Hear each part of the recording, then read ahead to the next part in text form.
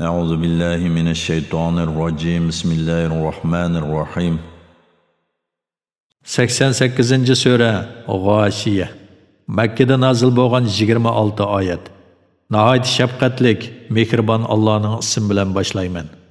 Ey Muhammed, sana haqiqatan qiyomatning xabari keldi. Bu kunda nurg'un odamlar xor bo'g'uchidir. Ular dunyoda gunoh qiluvchilardir, oxiratda jafo tortquchilardir. Ular harorat qattiq do'zaxga kiradi.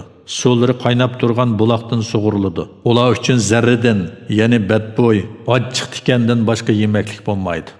Zarra kishini samirtmaydi, ochliqni pasaytmaydi. Bu kunda nurg'un kishilar borki, ular ne'mat bilan xushaldir. Bu dunyoda qilgan sayyi amallardan mamnundur. Ular oliy jannatidir. U yerda yomon so'z anglamaydi, u yerda buloqlar eqib turadi. U yerda egiz taxtlar, qator tizilgan qadahlar, rat-rat qo'yilgan yostiqlar, silingan esil besatlar bor. Ular qaramamdiki, to'gilar qandoq yoritildi, osmon qandoq egiz qilindi, tog'lar qandoq turg'izildi, zamin qandoq yeyildi. Sen ularga vaz nasihat qilgan. Sen faqat ularga vaz nasihat qilg'uvchisan.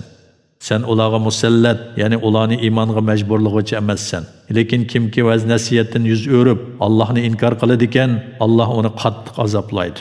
Ular o'lgandan keyin haqiqatan bizning dargoyimizga qaytadi. Ondan ulardan hisob olishga biz mas'ulmiz.